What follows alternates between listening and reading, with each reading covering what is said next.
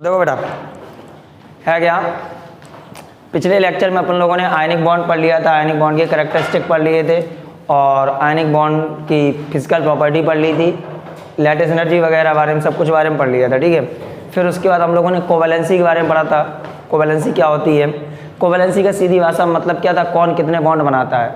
Second period तक के element maximum कितने बॉन्ड बनाते थे? 4, और सेकंड पीरियड के बाद जो ग्रुप नंबर होता था मैक्सिमम उतने ही बॉन्ड बना सकते थे, है कि नहीं। अच्छा, इतना हो गया था। इसके बाद आज हम लोग स्टार्ट करेंगे दूसरा बॉन्ड। कौन सा है? आयनिक बॉन्ड तो बॉन्ड था ही नहीं, वो क्या था? आयनिक बॉन्ड बॉन्ड था, फोर्स ऑफ अट्रैक्शन। क्या था? Force of attraction. कौन सा फोर्स ऑफ अट्रैक्शन? इलेक्ट्रोस्टैटिक्स। कौन सा था? Electrostatic force of attraction. याद आ रहा है? ठीक। इसके बाद दूसरा बॉन्ड हम लोग पढ़ेंगे, ये मार्कर अच्छा है। दूसरा बॉन्ड पढ़ेंगे कोवैलेंट बॉन्ड। कोवैलेंट बॉन्ड का फॉर्मेशन होता है किसके किसके बीच में है? बिटवीन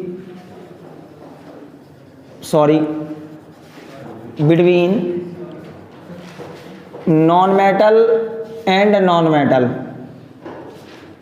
नॉन मेटल और नॉन मेटल के बीच में फॉर्मेशन होता है किसका? कोवैलेंट बॉन्ड का।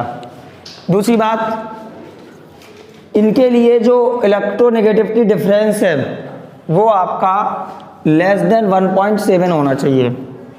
अच्छा, जो आयनिक बॉन्ड था, आयनिक बॉन्ड का फॉर्मेशन जो होता है वो आपका होता था इलेक्ट्रॉन ट्रांसफर की वजह से, और जो कोवैलेंट बॉन्ड है इस बॉन्ड का फॉर्मेशन होता है by the transfer of by the sharing of electron. वो ट्रांसफर ऑफ इलेक्ट्रॉन की वजह से होता था, ये किसकी वजह से होता है? Sharing of electron. म्यूचुअली या unmutually sharing of electron between the non metal and non metal. जो बॉन्ड बनता है उसको क्या बोलते हैं? कोवैलेंट बॉन्ड बोलते हैं। क्या बोलते हैं? कोवैलेंट बॉन्ड बोलते हैं।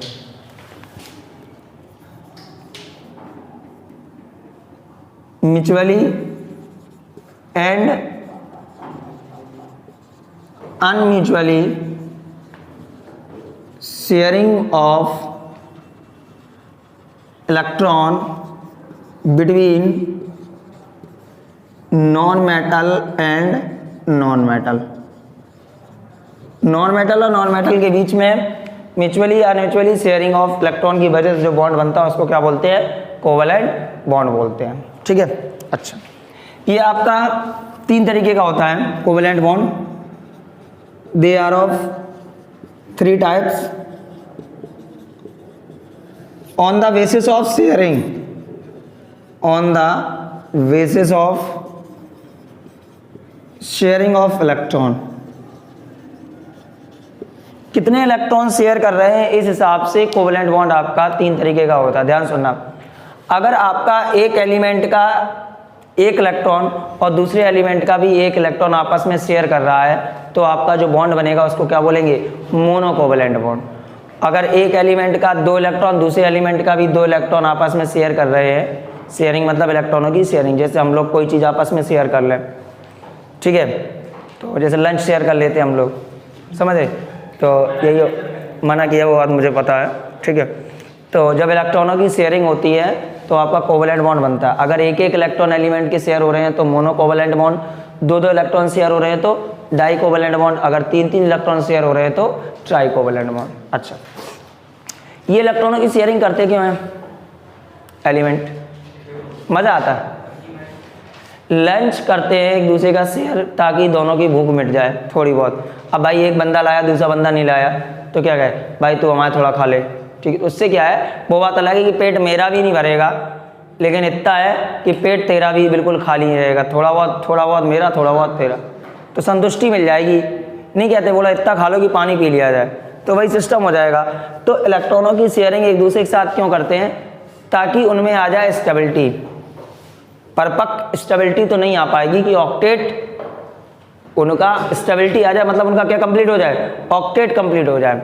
कैसे? मान लो अगर किसी के पास 7 इलेक्ट्रॉन है, दूसरे एलिमेंट के पास भी 7 इलेक्ट्रॉन है, समझना जरा बात को। एक एलिमेंट इसके पास 7 इलेक्ट्रॉन है, दूसरा एलिमेंट भी इसके साथ 7 इलेक्ट्रॉन है। एक काम कर रहा, बोला कि 1 इलेक्ट्रॉन तू अपना, 1 इलेक्ट्रॉन तुम, दोनों लोग अपना एक एक इलेक्ट्रॉन बीच में ला के रख लो, ठीक है, तुम्हें जरूरत पड़े तुम ले लो तो 6 2 8 हो जाएंगे, तुम्हें जरूरत पड़े तो तुम ले लो, तुम्हारे भी 6 2 8 हो जाएंगे। तो आपस में क्या हो जाएगा, दोनों का काम चलता रहेगा और दोनों का ऑक्टेट कंप्लीट हो जाएगा। लेकिन अगर ये कहो कि परमानेंट इसका ऑक्टेट कंप्लीट हो गया, परमानेंट इसका ऑक्टेट कंप्लीट हो गया, ऐसा कुछ नहीं है, बस ये है काम चल रहा है। तो अपने को स्टेबल बनाने के लिए या अपना ऑक्टेट कंप्लीट करने के लिए एलिमेंट क्या करते हैं, शेयरिंग करते हैं। किसकी शेयरिंग करते हैं, इलेक्ट्रॉनों की शेयरिंग करते हैं। और जब इलेक्ट्रॉनों की शेयरिंग करते हैं तो आपका क्या होता है, बॉन्ड का फॉर्मेशन। और एक्चुअली में अगर कोई बॉन्ड है तो वो केवल कौन सा बॉन्ड है, कोवेलेंट बॉन्ड है, क्योंकि आयनिक बॉन्ड है type of electrostatic force of attraction. आगे जो कोऑर्डिनेट बॉन्ड है, कोऑर्डिनेट बॉन्ड एक तरीके से इसी का टाइप है, कोऑर्डिनेट बॉन्ड एक तरीके से कोवेलेंट ही ये बॉन्ड है। कोऑर्डिनेट बॉन्ड क्या एक तरीके से क्या होता ही है, कोऑर्डिनेट बॉन्ड मतलब कोवेलेंट बॉन्ड। और जो आयनिक बॉन्ड है वो आपका बॉन्ड है नहीं, वो क्या है, इलेक्ट्रोस्टैटिक फोर्स ऑफ अट्रैक्शन। तो नंबर फर्स्ट है मोनोकोवेलेंट बॉन्ड। मोनोकोवेलेंट बॉन्ड मतलब 1 इलेक्ट्रॉन शेयर, बेटा साथ में लिखो। अगर एक इलेक्ट्रॉन शेयर कर रहे हैं, अगर एक इलेक्ट्रॉन शेयर कर रहे हैं तो आपका मोनोकोवेलेंट बॉन्ड है। जैसे एग्जांपल क्लोरीन का नाम सुना है। अब देखो ये Cl हो गया, ये Cl हो गया। आउटरमोस्ट शेल में कितने इलेक्ट्रॉन होते हैं, 7। मैंने बहुत अच्छे से सिखाया है, अब तुम उम्मीद करोगे अब हम बताएं, मत सोचना। 1 2 3 4 5 6 7, दूसरा 1 2 3 4 5 6 और ये 7। अब देखो ना इसका ऑक्टेट कंप्लीट ना इसका ऑक्टेट कंप्लीट। बोला एक काम करो कि दोनों लोग अपना एक इलेक्ट्रॉन ले आओ और बीच में रख लो और इलेक्ट्रॉनों क्या कर लो, शेयरिंग। ये एक इलेक्ट्रॉनिक शेयरिंग हो गई तो आपका क्या बन जाएगा, Cl सिंगल बॉन्ड Cl बन गया। अब ये 2 इलेक्ट्रॉन किस में, इस बॉन्ड में है। इस बॉन्ड के अंदर कितने इलेक्ट्रॉन है, 2 बॉन्ड है। बात समझ गए। अच्छा जैसे अब इसके बाद दूसरा कौन सा है, डाइकोवेलेंट बॉन्ड। डाइकोवेलेंट बॉन्ड का मतलब कितने इलेक्ट्रॉनों की शेयरिंग होगी, 2 इलेक्ट्रॉन शेयरिंग, 2 इलेक्ट्रॉन शेयर।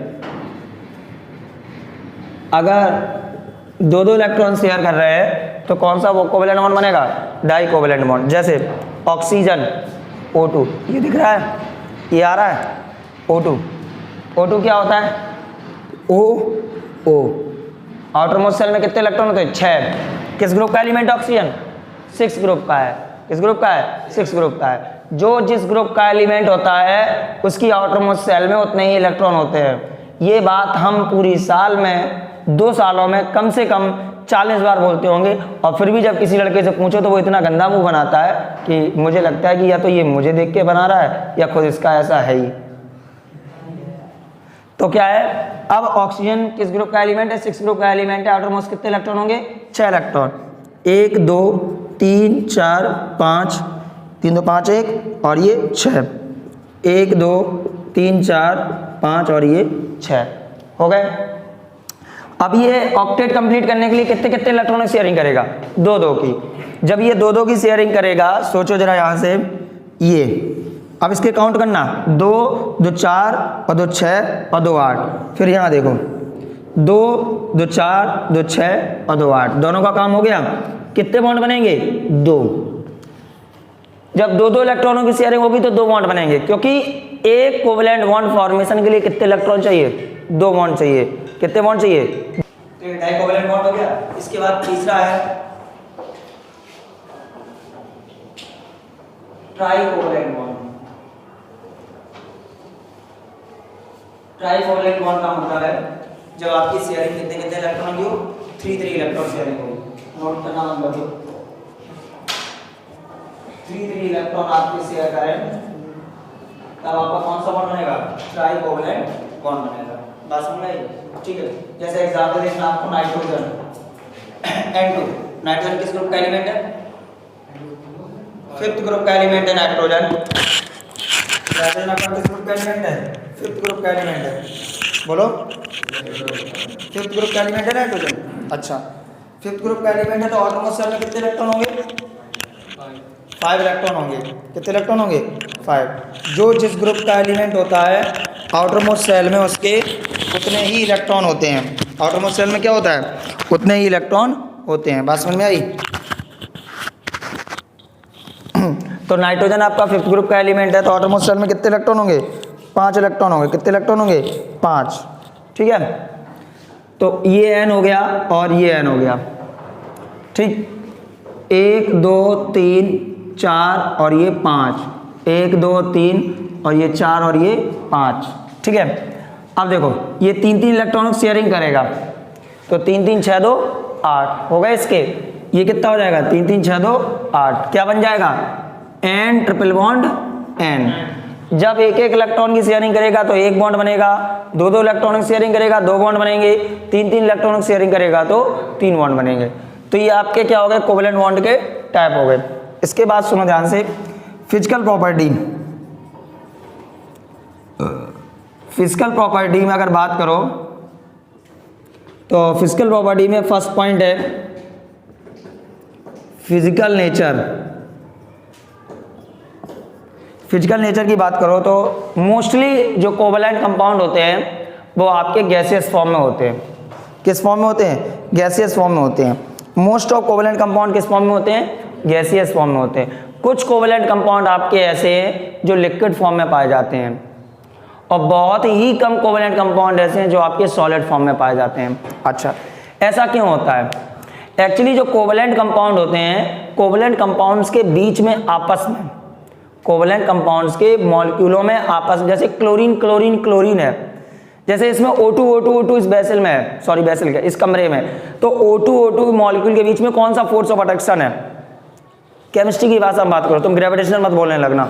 ठीक है, या फिर बात करें जैसे कि किसी वेसल में क्लोरीन क्लोरीन क्लोरीन गैस भरी है, Cl2 गैस भरी है, तो Cl2 गैस के तमाम मॉलिक्यूल होंगे, उस तमाम मॉलिक्यूलों के बीच में कौन सा फोर्स ऑफ अट्रैक्शन है? तो जो कोवेलेंट कंपाउंड होते हैं, कोवेलेंट कंपाउंडों के बीच में आपका फोर्स ऑफ अट्रैक्शन जो होता है उसका नाम है लंदन फोर्स। कौन सा फोर्स? लंदन फोर्स, या फिर वीक वैन डर वाल फोर्स। क्या होता है? लंदन फोर्स या फिर वीक वैन डर वाल फोर्स। बात समझ में आई? तो इसीलिए, और ये बहुत वीक फोर्स होता है। कैसा होता है? बहुत वीक फोर्स होता है। अच्छा सुनो, फिजिकल नेचर की अगर बात करो तो हमने क्या बोला? Most of covalent compound, most of covalent compound are gas. Some covalent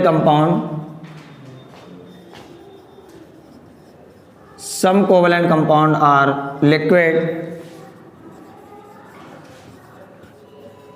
and very few covalent compound are solid because weak London force. कौन सा फोर्स होता है?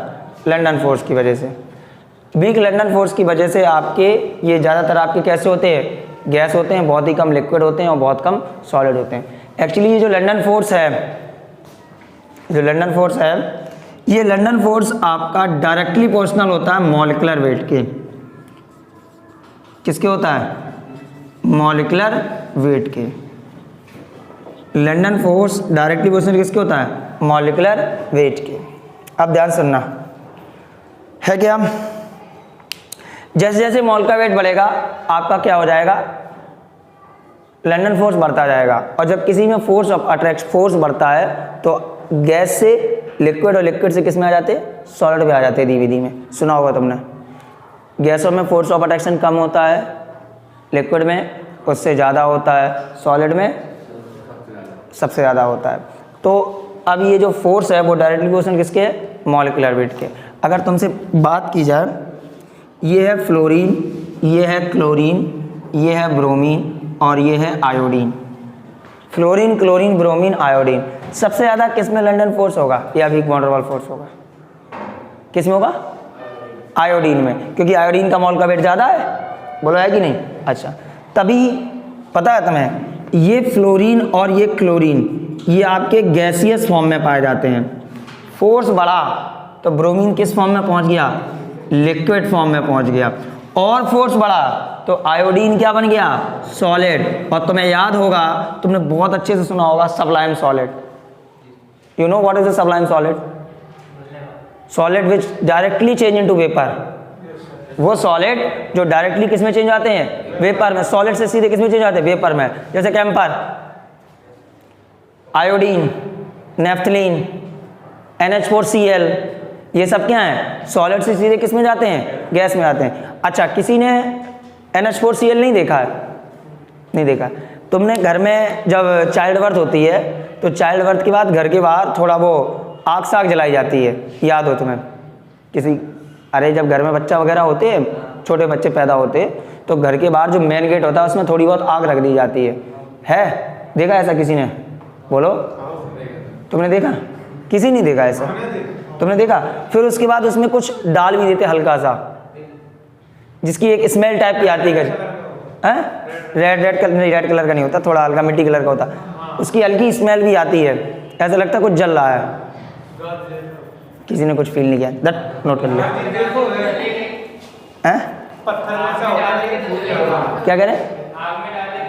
हाँ, तो वही हम कह रहे हैं, जलेगा तो वो, लेकिन वो पिघलता नहीं है, वो सॉलिड दाने होते हैं और वो सॉलिड से सीधे किसमें, गैस में आ जाते हैं। जैसे देसी भाषा में बात करो, कपूर, कपूर तुमने देखा, जलाओ कभी पिघलता है, सीधे गैसियस फॉर्म में। ऐसी वो NH4Cl होता है, उसकी स्मेल आती है, जिसको गांव में बोलते हैं नौसादर। क्या बोलते हैं? नौसादर। ठीक है, तो वो भी आपका स्मेल देता है, सॉलिड से सीधे किस में जाता है, गैस में जाता है। ऐसी तरीके से आयोडीन है, आयोडीन को आप गद्दी में रख लो, सॉलिड का टुकड़ा रखो, आपका सीधे गैस में चला जाएगा और आपकी गद्दी रेड रेड पड़ जाएगी। अभी प्रैक्टिकल टाइम में देखो, हाथ बिल्कुल लाल पड़ जाते हैं हम लोगों के, क्योंकि आयोडीन वगैरह का यूज़ करना पड़ता है, टाइटेशन वगैरह में यूज करते हैं। बात समझ गए? तो ये है आयोडीन, ब्रोमीन, और तो ये क्या, force of attraction. Force of attraction किसकी वजह से बढ़ रहा है? मॉलिक्यूलर वेट की वजह से बढ़ रहा है। कोवेलेंट कंपाउंड में कौन सा फोर्स है? लंडन फोर्स या फिर weak van der Waals force. कौन सा फोर्स है? Weak van der Waals force या फिर लंडन फोर्स। और लंडन फोर्स या weak van der Waals force किस पर डिपेंड करता है? मॉलिक्यूलर वेट पे। जैसे जैसे मॉल का वेट बढ़ेगा और ये आपका weak van der Waals force बढ़ता जाएगा। अच्छा, एक बहुत बढ़िया एग्जाम्पल दें, सिलेंडर में गैस देखी है, सिलेंडर में गैस भरी रहती है, पेट्रोल डीजल मिट्टी का तेल देखा है, डामर देखा है, ये सब कोवेलेंट कंपाउंड है। पता कौन से कोवेलेंट कंपाउंड है? तुमने सुने भी होंगे। हाइड्रोकार्बन जानते हो? Ethane, methane, propane, butane, pentane, heptane, hexane, octane, nonane, सब जानते हो?